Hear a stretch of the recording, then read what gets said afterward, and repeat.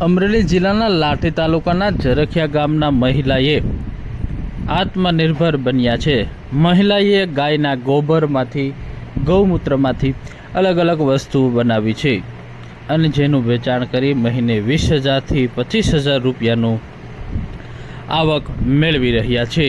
જાણીએ શું કહે છે આ મહિલા। મારું નામ દયાબેન ચોટિયા છે।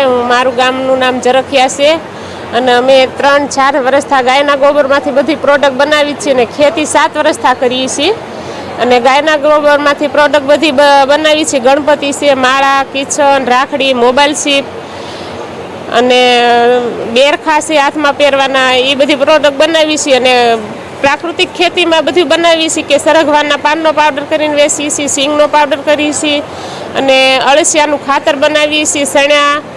સણા હોય તો સણાની દાળ કરીને વેચીએ છીએ, તુવેર હોય તો તુવેરની દાળ કરીને વેચીએ છીએ અને ઘરની વરિયાળી હોય ને તો એનો પણ કબજિયાતનો પાવડર કરીને બનાવીએ છીએ અમે। અને ગાયના ગૌમૂત્રમાંથી પણ અરક કાઢી અને અરક વેચીએ છીએ અને ગોંદાલ પણ બનાવીએ છીએ। આવક તો અમારે 10,000 થી 15,000 તો અમે ઘરે બેઠા વેચી, કુરિયર પાર્સલ થાય તો અમારું અલગથી। મહિલાઓ હવે આત્મનિર્ભર બની રહ્યા છે। પુરુષનો ખંભે ખભો મિલાવી અને મહિલાઓ કામગીરી કરતા હોય છે। ખેતીવાડીની હોય કે ઘરની હોય, કામગીરીમાં મહિલાઓ પણ હવે અગ્રેસર બન્યા છે। અમરેલી જિલ્લાના લાઠી તાલુકાના ઝરખિયા ગામના આ મહિલાએ ગાય આધારિત પ્રાકૃતિક ખેતીની સાથે ગોબર અને ગૌમૂત્રમાંથી પણ વસ્તુઓ બનાવી છે અને જેનું વેચાણ કરવામાં આવે છે। પોતાના નિવાસ સ્થાને મહિલા ગાયના ગોબરમાંથી 20 થી વધુ પ્રકારની આઈટમ બનાવે છે જેનું વેચાણ કરવામાં આવે છે। જેમાં ખાસ કરીને ગાયના છાણા,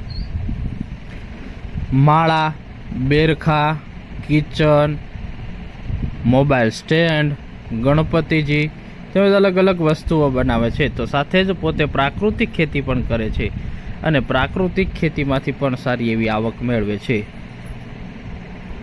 ગણપતિજી, કોડિયા, દીવડા તેમજ અલગ અલગ વસ્તુઓ બનાવવામાં આવે છે અને જેનું વેચાણ કરવામાં આવે છે।